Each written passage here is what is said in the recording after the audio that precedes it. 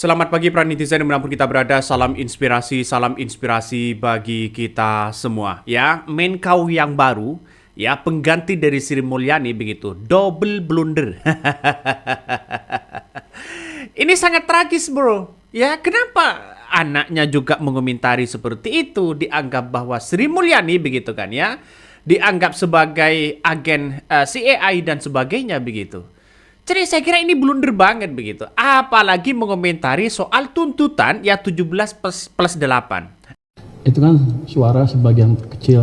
Ada yang mengatakan bahwa pernyataan-pernyataan yang diungkapkan oleh Menko yang baru ini begitu kan ya, mengatakan hidupnya masih kurang ya. Ini menandakan masyarakat ya, dengan adanya pergantian Sri Mulyani diganti dengan Menko yang baru, ya semoga saja ekonomi kita, ekonomi Indonesia itu tumbuh begitu kan ya. Dan bahkan seolah-olah gampang mengatakan gampang. 2 bulan lagi akan naik. Ya targetnya adalah 8% dan sebagainya. Ini negara Indonesia bro begitu kan. Oke lah, optimis seperti itu begitu kan ya. Dengan adanya berita yang kemudian di berbagai media sosial begitu kan ya, coba kita lihat saja ini ya, kutipan dari teman-teman. Alhamdulillah ayahku melengsarkan agen CIA Amerika yang menyamar jadi menteri. Siapa lagi kalau bukan Sri Mulyani begitu ya. Anaknya Menkau yang baru seperti itu begitu. Ini double blunder bro. Assalamualaikum warahmatullahi wabarakatuh. Ini gak tau kenapa kok gue viral ya. Yang bilang itu sebenarnya nggak beneran ya. Bu Sri Mulyani bukan agen CIA atau IMF ya.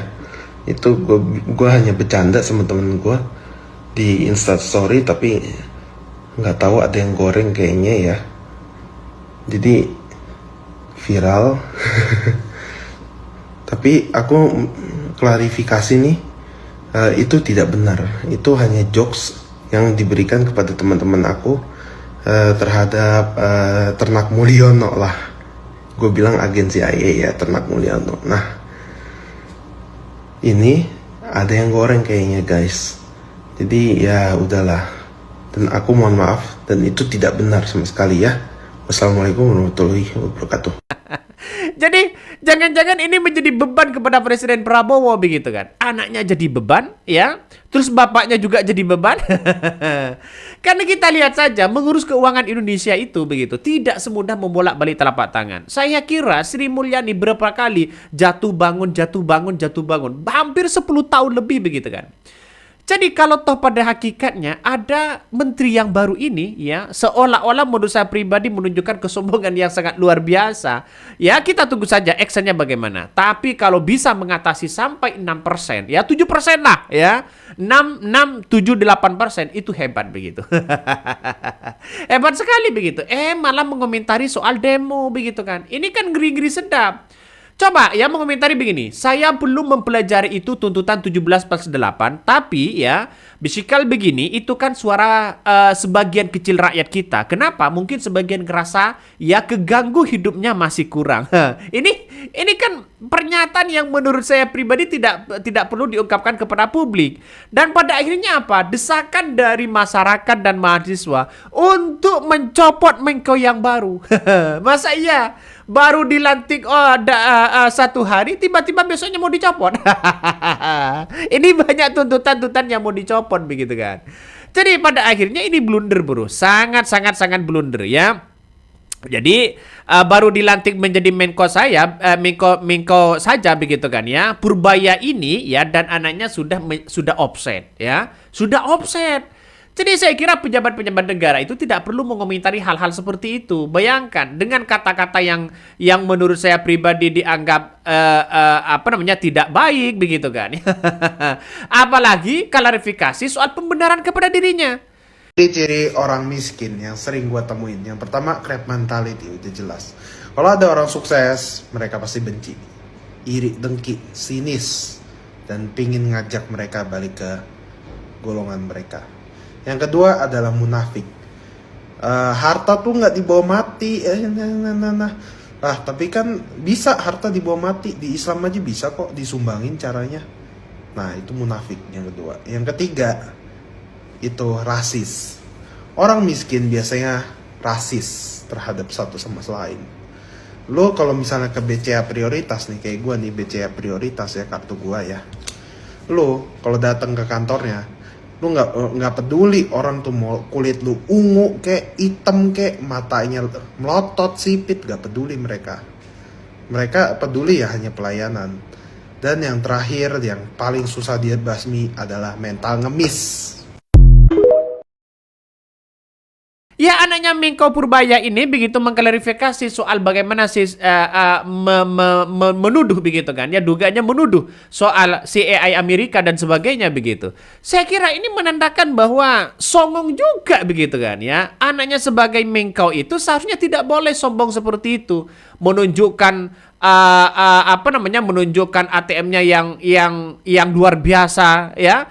Tapi pada kenyataannya kalau masih mengandalkan bapaknya nggak usah lah ya sok-sokan seperti itu begitu kan.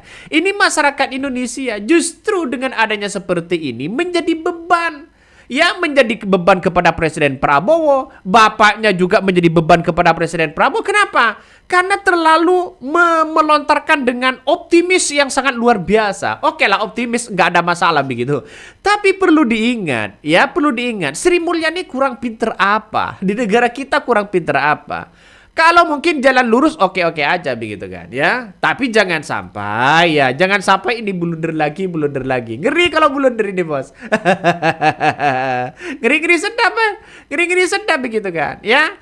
Jadi sama klarifikasi dari anaknya begitu seolah-olah menandakan bahwa anak sama bapaknya sama aja begitu ya, dianggap menjadi beban pada akhirnya. Makanya jangan menimbulkan hal-hal yang kemudian negara kita ya Prabowo lagi pusing-pusingnya ini begitu kan ya untuk menata bagaimana di kabinetnya.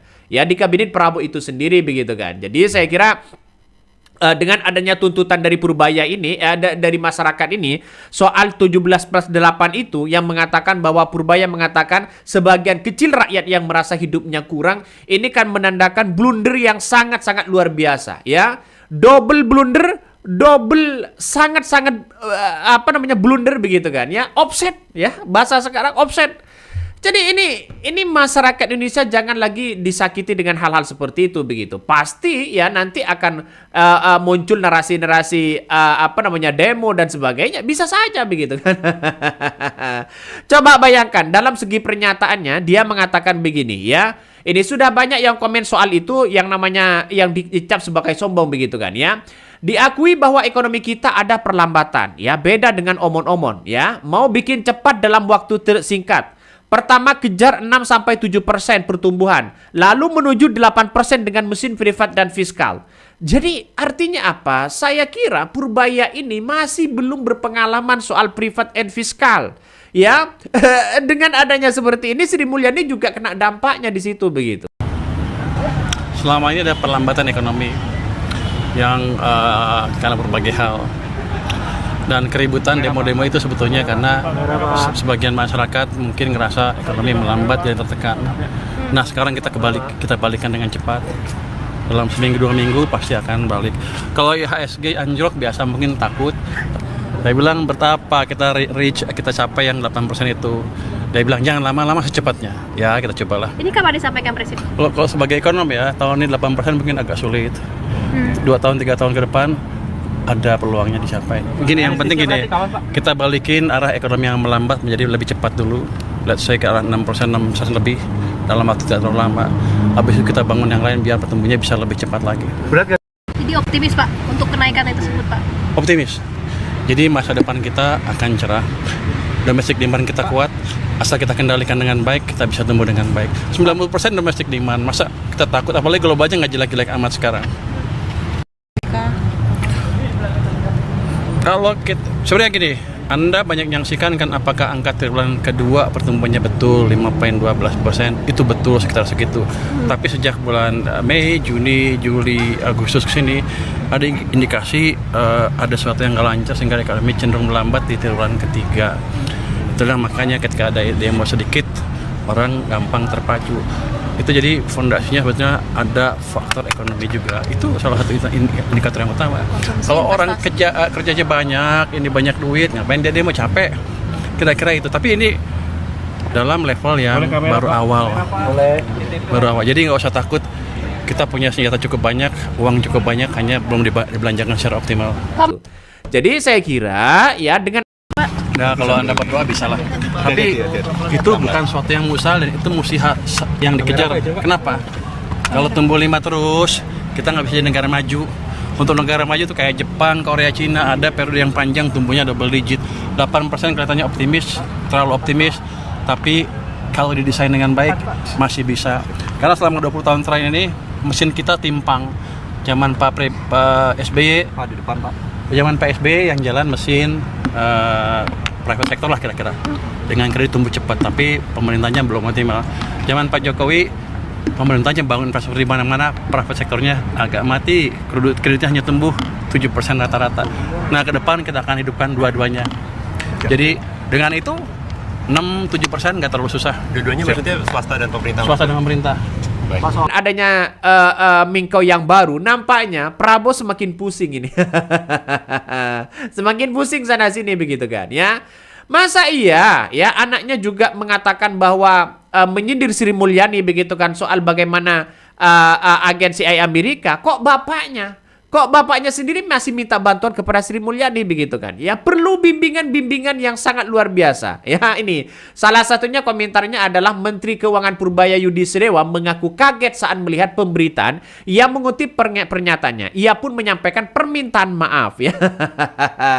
Akhirnya minta maaf begitu kan ya. Melakukan yang salah blunder sana sini minta maaf. Jadi saya kira bahwa dengan adanya Mingkau yang baru ini kan sebenarnya begitu kan Prabowo ingin percepatan ekonomi itu semakin naik begitu kan ya, semakin naik di situ. Kalau toh pada hakikatnya hanya itu aja gimana begitu. Coba kita bayangkan ya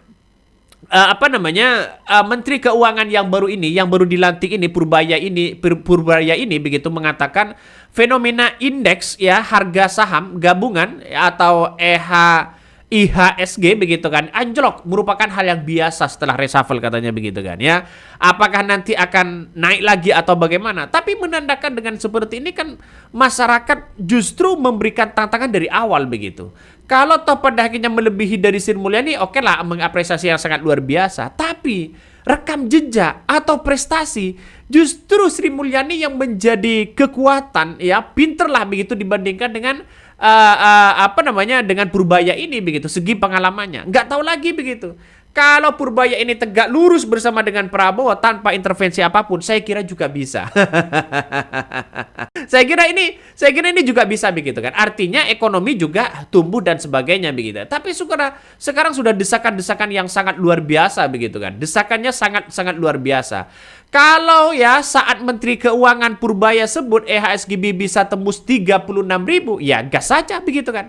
Kita tunggu saja di situ begitu. Bagaimana ekonomi kita semakin naik atau bagaimana? Kita tunggu saja ya. Karena belum terbukti ini begitu. Kalau Sri Mulyani kan sudah terbukti dan sebagainya begitu kan ya. Jadi artinya apa? Artinya secara tidak langsung begitu seperti apa yang kemudian dilakukan oleh Bu Sri Mulyani begitu kan ketika berpisahan dengan pegawai Mingkau dan sebagainya, dia nangis-nangis. Ya dia nangis-nangis ya, kemarin marah-marah soal soal bagaimana tuntutan masyarakat ya, apalagi guru menjadi beban negara. Ini masih banyak hal-hal seperti itu begitu. Makanya satu sisi saya menganggap bahwa apa yang kemudian terjadi hari ini begitu kan ya, ya itulah negara kita begitu. Kita tunjukkan kepada publik ya, tunjukkan kepada publik bahwa kita itu bisa menaikkan begitu kan ya. Menaikkan ekonomi kita begitu. Tapi kalau stagnan seperti itu begitu ya, nggak tahu lagi begitu kan ya.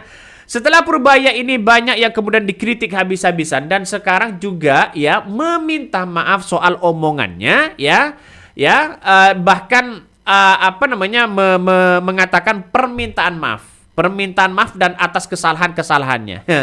Anaknya juga seperti itu, viral di media sosial dan sebagainya begitu kan. Padahal ini belum genap sehari ya setelah dilantik sebagai Menteri Keuangan oleh Presiden Prabowo Subianto, Purbaya Yudi Sadewa begitu harus menghadapi sorotan publik yang tidak terduga begitu. Hal ini memicu begitu kan ya unggahan-unggahan kontroversi akun yang diduga milik sang putra itu, yakni Yuda Sadewa begitu kan ya, di media sosial yang menyindir mantan keuangan atau Menko Sri Mulyani ya, mengatakan dalam unggahannya begitu kan, alhamdulillah ayahku melengsarkan agensi AI Amerika yang menyamar menjadi menteri. Dan ini sontak di berbagai media sosial, menandakan bahwa ada rasa ya kekecewaan atas hal yang baru itu begitu kan ya. Jadi saya kira ini banyak kritikan-kritikan dari netizen hari ini begitu. Salah satunya ini ya, kacau nih bocah, kata komentar-komentar dari netizen. Makanya anak makan ya, gini amat ya Prabowo memilih menteri.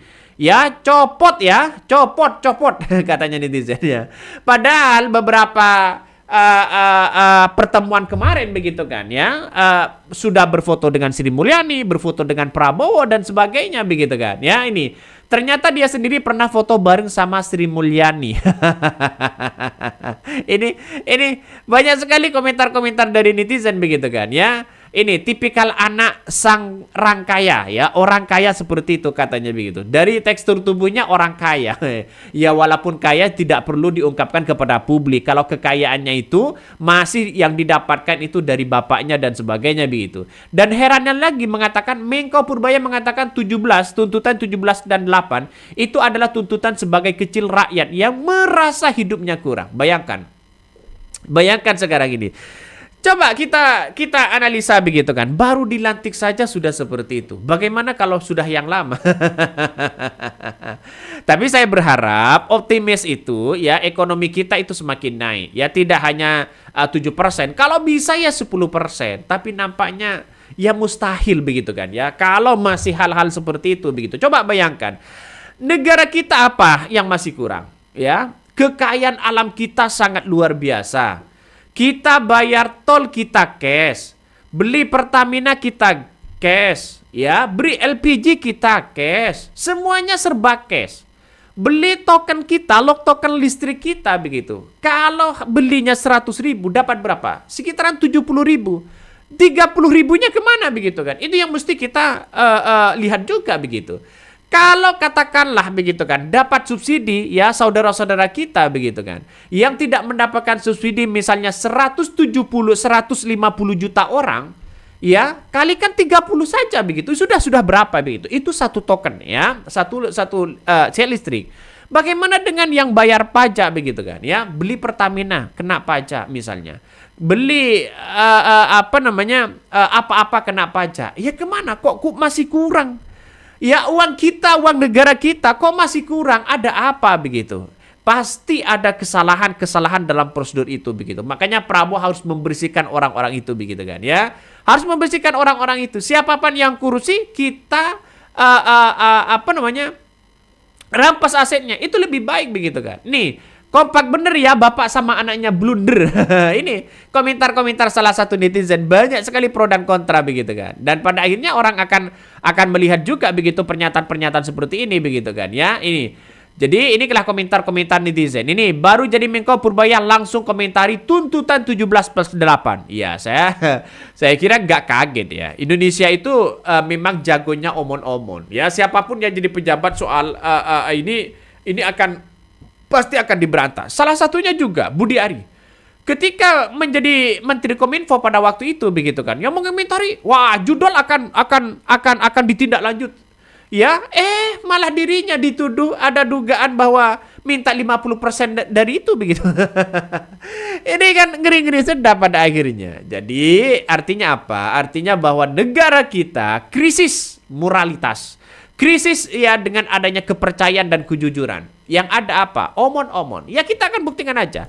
Saya masih optimis karena ini belum terbukti begitu kan ya. Saya masih optimis kepada Purbaya. Semoga saja Purbaya tegak lurus ya bersama dengan Presiden Prabowo tanpa intervensi apapun. Dan bahkan kabarnya dengar-dengar ya Purbaya ini dekat dengan Luhut, dekat dengan Jokowi. Wah, kita tunggu di episode selanjutnya. Kita akan mencari data-data dan bukti. Apakah Purbaya ini dekat dengan Jokowi? Apakah anak buah Jokowi atau anak buah Luhut? Ya, kita tunggu saja ya.